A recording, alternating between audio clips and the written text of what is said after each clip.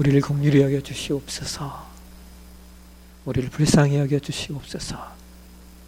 정말 우리는 은혜 아니면 살아갈 수 없는 존재들입니다. 은혜 아니면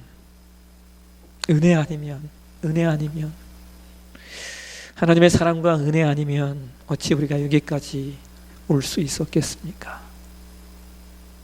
내 삶의 모든 족적을 돌아볼 때 내가 내 힘으로 여기까지 온 것도 아니고 내 능력과 내 자랑으로 여기까지 온 것이 아님을 고백하며 그리고 인정합니다. 하나님이 우리를 여기까지 인도하셨사온즉 우리의 나아갈 바도 인도하실 줄로 믿습니다. 그래서 이 십자가 부여잡고 날마다 주님의 은혜의 보좌 가운데 서게 하시고 그래서 허락하신 삶 날마다 승리하는 여정들 다 되게 도와주시옵소서. 오늘도 주여 우리 가운데 말씀을 주시옵소서. 주의 말씀이 내 영혼을 새롭게 하시고 오늘 이 말씀이 내 신앙과 내 삶의 여정에 새로운 이정표가 되는 귀한 시간 되게 도와주옵소서. 주의 성령께서 우리 가운데 교통하시고 임재하시고 좌정해 주시고 그래서 하나님 말씀을 잘 깨닫고 깨달은 것만큼 살아낼 수 있도록 우리 가운데 역사해 주실 것을 믿사옵고 이 모든 말씀을 걸어가신 예수님의 이름으로 기도하옵나이다. 아멘. 우리가 하나님의 말씀 보겠습니다. 하나님께서 우리에게 주신 말씀은 누가복음 9장 말씀입니다. 신약성경 누가복음 9장 10절에서 17절까지의 말씀을 보시도록 하겠습니다. 누가복음 9장 10절에서 17절까지의 말씀. 오늘 설교 녹화하는 거예요? 설교 녹화하고 있어요? 누가복음 9장 10절에서 17절까지의 말씀 찾으셨습니까? 우리 함께 한 목소리로 같이 봉독하겠습니다.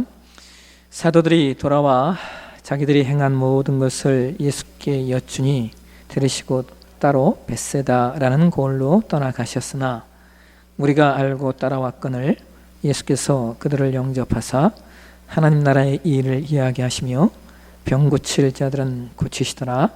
날이 저물어 가매 12사도가 나와 여짜오되 우리를 보내어 두루 마을과 촌으로 가서 유하며 먹을 것을 얻게 하소서. 우리가 여기 있는 여기는 빈들이니이다. 예수께서 이르시되 너희가 먹을 것을 주라 하시니 여짜오되 우리에게 떡 5개와 물고기 2마리밖에 없으니 이 모든 사람을 위하여 먹을 것을 사지 아니하고서는 할 수 없사옵나이다 하니 이는 남자가 한 5,000명 되밀어라. 제자들에게 이르시되 때를 지어 한 50명씩 앉히라 하시니 제자들이 이렇게 하여 다 앉힌 후 예수께서 떡 5개와 물고기 2마리를 가지사 하늘을 우러러 축사하시고 떼어 제자들에게 주어 우리에게 나누어 주게 하시니 먹고 다 배불렀더라. 그 남은 조각을 12바구니에 거두니라. 아멘. 오늘 봉독한 말씀을 가지고 오병이어도 사용하신다라고 하는 제목으로 말씀을 나누도록 하겠습니다. 오늘 말씀은 저와 여러분이 아주 잘 알고 있는 말씀이죠. 한국의 그 목회자들이 가장 많이 설교하는 말씀 가운데 하나가 이 오병이어에 관한 말씀입니다.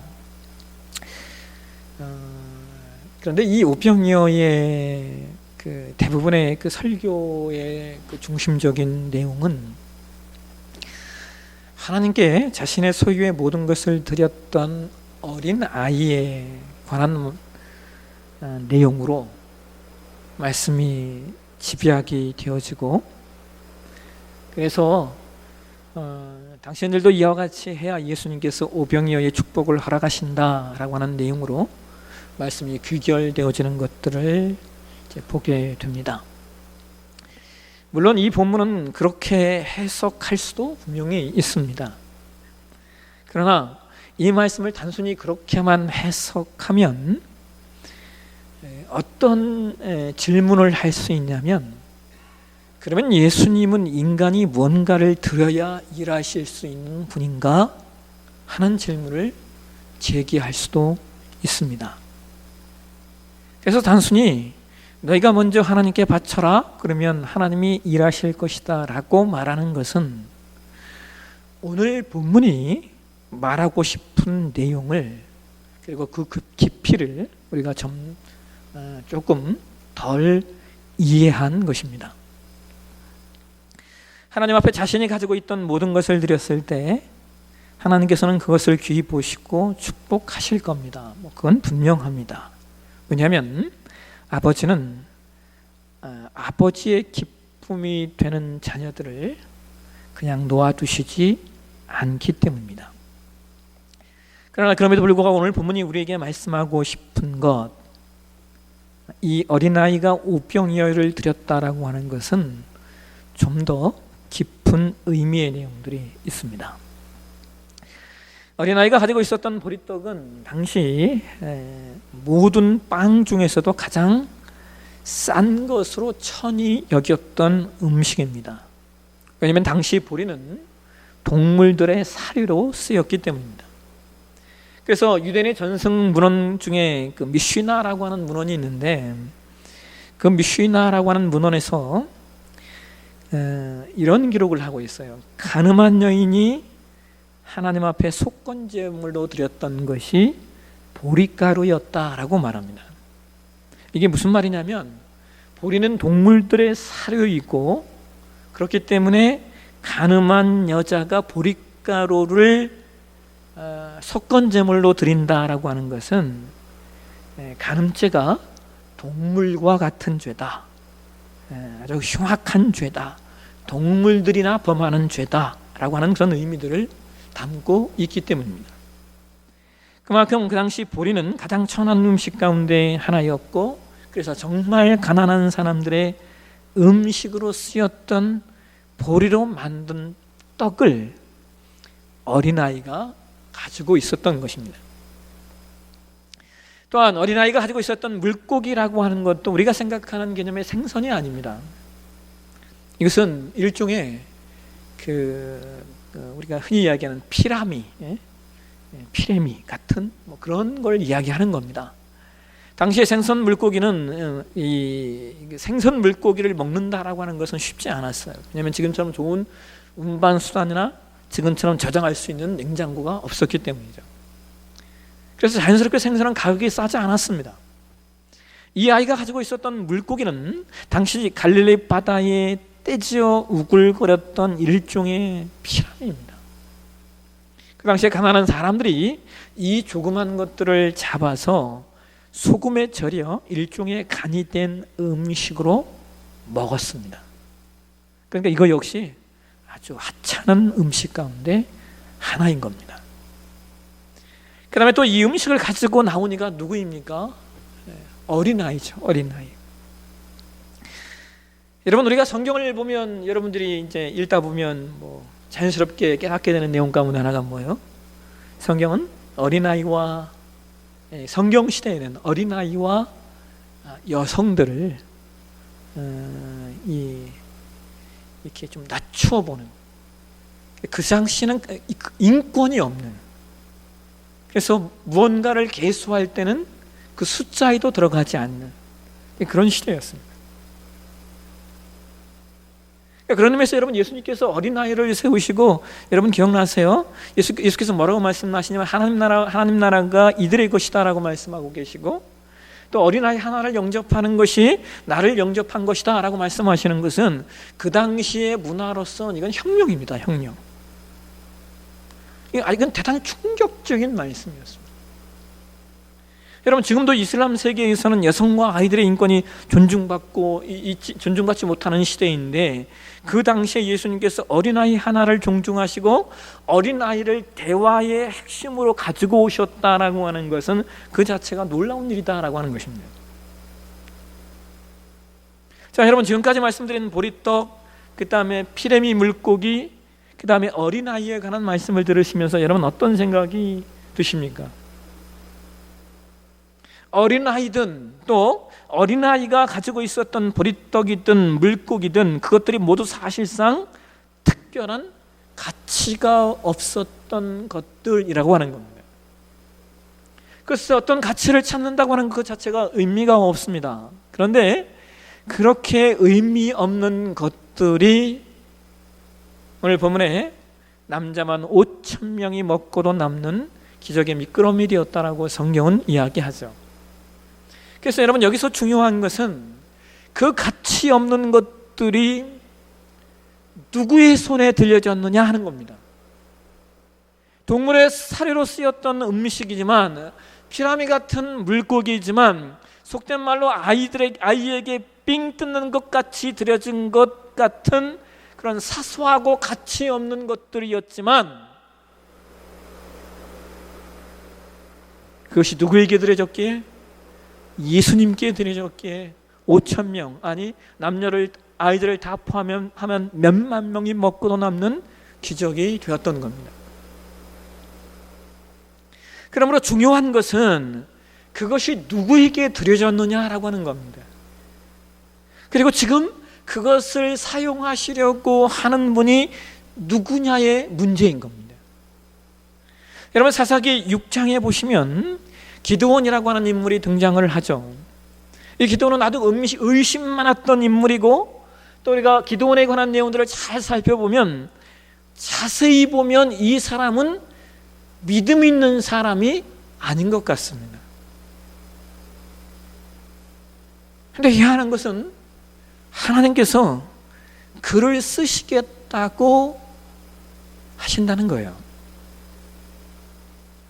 그런데 기드온은 하나님께서 자신을 쓰시겠다고 하셨음에도 불구하고 그것을 믿지 못해서 지금 나에게 말씀하시는 분이 하나님 맞으십니까?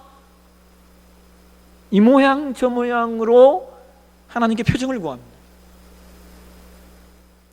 여러분, 기드온 사건의 하이라이트는 기드온과 용사들이 미디안 군대를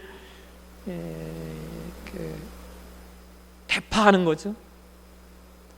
근데 사사기 7장에 보시면 미디안 백성들과의 싸움을 위해 이스라엘 백성들이 모입니다. 근데 사사기 7장을 우리가 잘 읽어보면 희한한 것이, 하나님이 자꾸 기드온에게 말씀하시기를 전쟁을 위하여 모였던 이스라엘 백성들의 숫자가 너무 많다 말씀하신다고 하는 거예요. 그런데 여러분, 한번 생각해 보시죠. 당시의 전쟁은 지금처럼 어떤 무기가 아주 개발된 그런 시대가 아니잖아요. 사람의 수가 많다라고 하는 것이 전쟁을 결정하는, 전쟁의 승패를 결정하는 아주 중요한 요인이 되던 시대입니다. 근데 자꾸 그럼에도 불구하고 하나님은 숫자가 많다고 말씀하신다는 거예요. 결국 몇 명이 남았습니까? 300명이 남았습니다. 사사기 7장 3절에 보시면 성경이 이런 이야기를 하죠. 사사기 7장 3절에 성경을 보면 그런 이야기를 하고 있어요.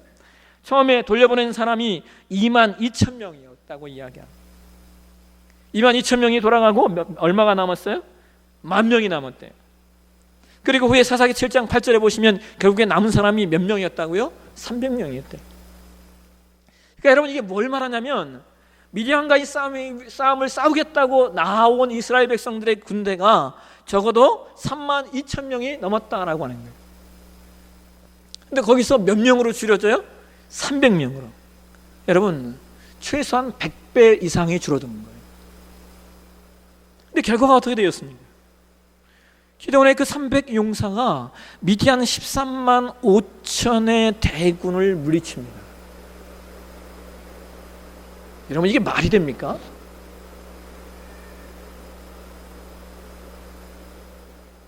하나님께서 기드온의 사건을 통하여 우리에게 알려주시고 하는 것은 이거예요. 그것이 너희의 힘으로 한 것이 아니라는 것을 알려주시는 겁니다. 이 싸움의 승리는 300용사에게 있는 것이 아니라는 것이죠. 여러분, 사실상 하나님의 역사는 하나님 편에서 보면 하나님 혼자 일하시는 것이 제일 쉽고 제일 편합니다. 그렇지 않겠습니까? 그런데 참 신기한 것은 하나님이 혼자 일하시지 않습니다. 왠지 아십니까? 하나님의 일하심은 하나님 자신을 위한 일이 아니라 하나님의 사람들을 위한 일이기 때문입니다. 그래서 하나님은 하나님의 역사에 우리를 참여시키셔서 우리로 배우게 하시고 깨닫게 하시고 그래서 우리를 변화시키고자 하시는 거예요. 그것이 하나님의 뜻입니다. 바로 그것을 말씀하고 싶은 것이 오늘 본문의 말씀이에요. 여러분, 예수님은 사실상 오병이요 뭐 이런 것들이 없어도 예수님은 예수님 자신의 능력으로 능히 사람들을 먹이시기도 남는 분이십니다. 그런데 예수님은 아무 가치 없는 동물이나 먹는 보리빵과 피레미 2마리와 그것도 어린아이의 것을 사용하셔서 하나님의 역사를 일으키시죠. 그러면 오늘 본문이 우리에게 말씀하고 싶은 건 다른 게 아니에요. 그 누구라도, 그 어떤 존재라도, 그 무엇이라도 하나님의 손에 예수 그리스도 앞에 드려지면 쓰임받을 수 있고 하나님이 하나님의 역사를 일으키신다라고 하는 겁니다. 그가 무엇을 가지고 있느냐, 어떤 위치에 있느냐, 무엇을 소유했느냐, 얼마나 능력이 있느냐의 문제가 아니라 오로지 예수님의 손에 들려졌느냐, 그것만의 문제인 겁니다.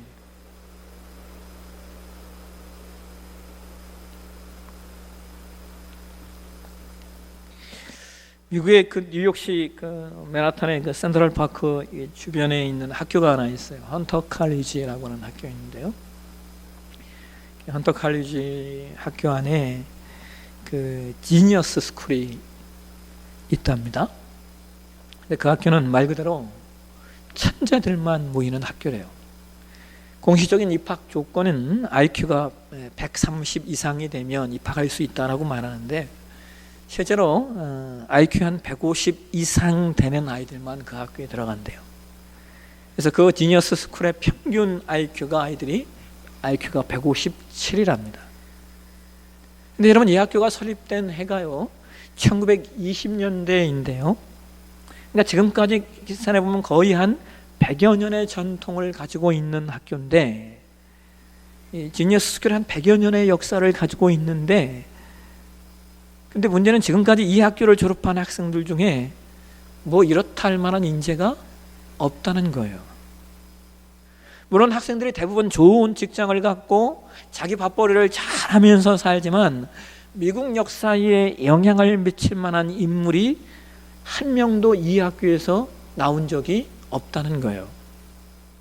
노벨상은커녕 퓰리처상을 받은 졸업생도 없고 또 말하면 알만한 어떤 성과를 낸 인물도 단 한 명이 없답니다. 여러분, 우리나라도요 1960년 이후에 IQ가 높아서 사람들의 관심과 기대를 받았던 아이들이 64명이 있었대요. 근데 기가 막힌 것은 그 아이들의 이 절반 정도는 지금 그 아이들의 절반 정도가요, 지금은 아이들이 아니겠죠 물론, 하여튼 그분들이 직장이 없대요. 그 중에 절반이. 그리고 나머지 절반은 그냥 회사원, 자영업자로 살아가고 있대요. 제가 무슨 뭐 그들의 삶이 존귀하지 않다, 뭐 직장인, 자영업자로 사는 게 가치 없다 이런 얘기가 아니에요. 제가 말씀드리고 싶은 것은 이거예요. 머리 나쁘다고 절명할 필요도 없고 머리 좋다고 자랑할 것도 없다는 겁니다. 이런 분명한 건 그거잖아요. 부자라고 모든 것을 가진 것처럼 살 수 없는 것이고 나가 가난하다고 절망하며 살 필요도 없지 않습니까? 중요한 건 이거예요. 하나님은 언제나 약한 자들을 사용하시는 것이 하나님의 방법이라는 겁니다. 성경은 고린도전서 1장에서 이런 말씀을 하고 있어요. 우리 함께 고린도전서 1장 27절에서 31절까지의 말씀 한번 보실까요? 함께 한 목소리로 읽겠습니다. 그러나 하나님께서 세상에 미련한 것들을 택하사 지혜 있는 자들을 부끄럽게 하리라 하시고 세상에 약한 것들을 택하사 강한 것들을 부끄럽게 하려 하시며 하나님께서 세상에 천한 것들과 멸시받는 것들과 없는 것들을 택하사 있는 것들을 폐하려 하시나니 이는 아무 육체도 하나님 앞에서 자랑하지 못하게 하려 하심이라. 너희는 하나님으로부터 나서 그리스도 예수 안에 있고 예수는 하나님으로부터 나와서 우리에게 지혜와 의로움과 거룩함과 구원함이 되셨으니 기록된 바 자랑하는 자는 주 안에서 자랑하라 함과 같게 하려 함이라. 아멘. 여러분, 왜 하나님께서 미련한 것들을 택하시고 약한 것들, 천한 것들, 멸시받는 것들을 택하신다라고 말씀하고 있습니까? 다른 게 아니에요.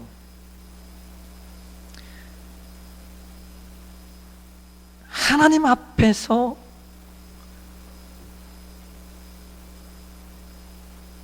주 안에서만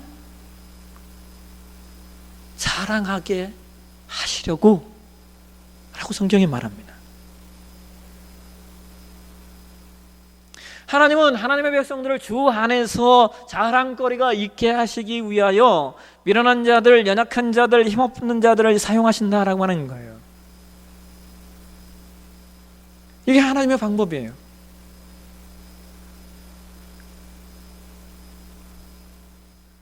사도 바울은 그 약한 것이 강한 것이다라고 이야기하는 이유가 여기에 있는 겁니다.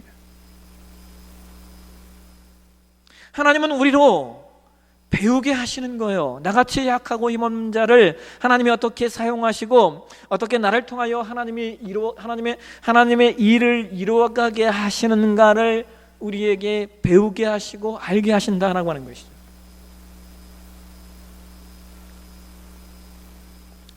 미국 전쟁 당시에 노예 해방을 주장했던 아브라함 링컨 대통령의 그 북군이 남군의 전세에 이렇게 밀려서 전세가 기울어지니까 참모들이 링컨 대통령을 찾아와서 이렇게 말했대요. 카카, 아무래도 하나님께 우리 편이 되어 주시기를 간구해야 되겠습니다 라고 이야기했대요.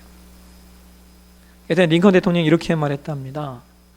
하나님께 우리 편이 되어달라고 기도하지 말고 우리가 끝까지 하나님 편에 서 있게 해달라고 기도합시다. 그렇습니다. 여러분, 하나님은 언제나 하나님의 사람들의 편이셔요. 그리고 그 하나님의 사랑은 변함이 없으셔요. 다만 문제는 우리일 뿐인 겁니다.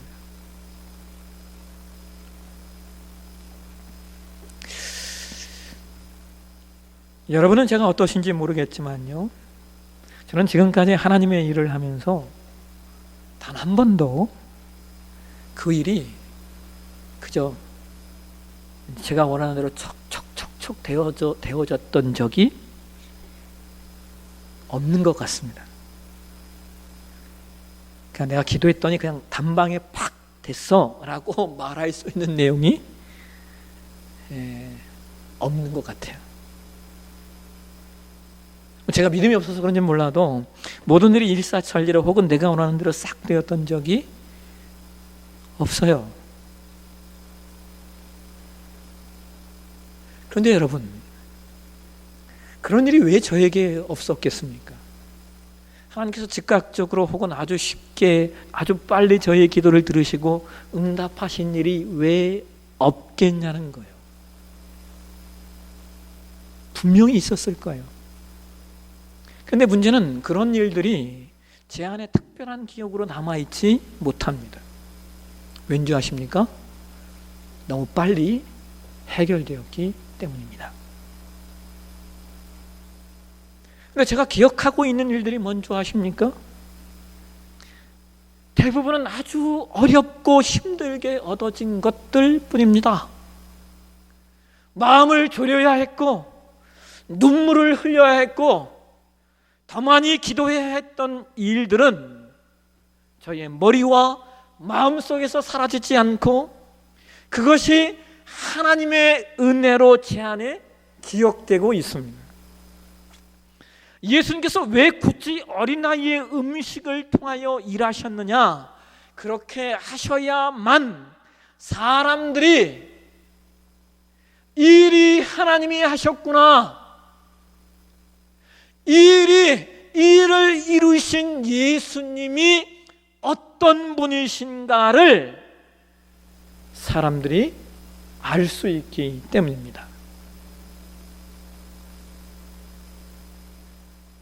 여러분, 예수님은 우리에게 주 안에서 자랑할 것이 있게 하시길 원하십니다. 그래서 어려운 일, 힘든 일 속에서 하나님께서 어떻게 일하셨는가를 우리 안에 각인되도록 하나님은 하나님의 일을 만들어 가십니다.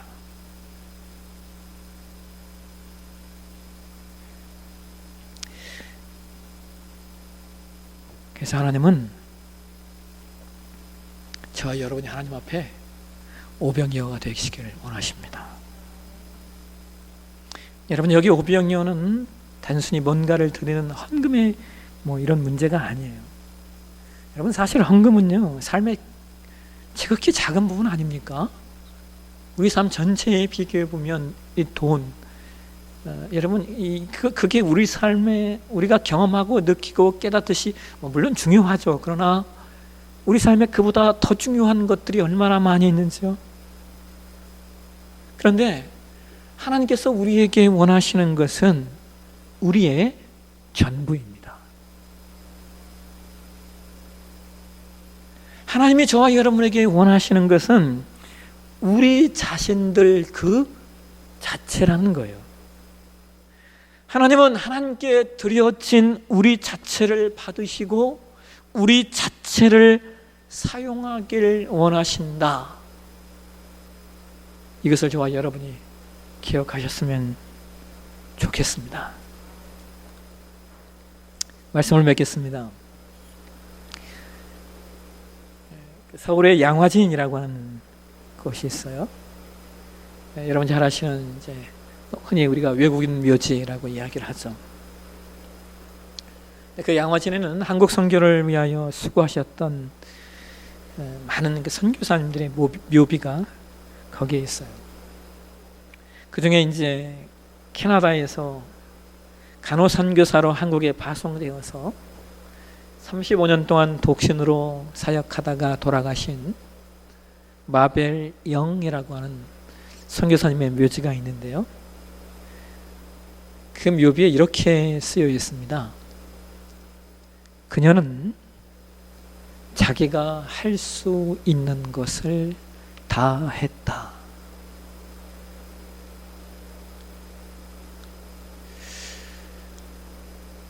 여러분, 이 말이 이해되세요? 그녀는 자기가 할 수 있는 모든 것을 했다는 거예요. 그녀는 이 땅에서 자기의 전부를, 자기의 모든 것을 하나님 앞에 오병이어로 드렸습니다.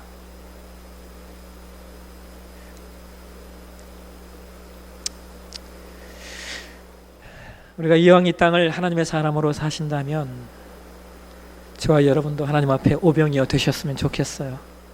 하나님 앞에 드려지기 전에는 보잘것 없었지만, 예수님 앞에 드려지기 전에는 그것이 보잘것 없었지만, 그것이 5,000명, 10,000명을 먹일 것이라고는 그 아무도 상상하지 못했지만, 그것이 예수님께 드려진 다음에는 5,000명, 아니 몇만 명이 먹고도 남는 놀라운 축복을 만들어내는 그런 일이었다는 사실을 기억하시면서 우리 모두 함께 하나님 앞에 오병이어 같은 존재 되어주시길 주의 이름으로 축원합니다. 기도하겠습니다. 하나님, 오늘도 말씀 앞에 섭니다.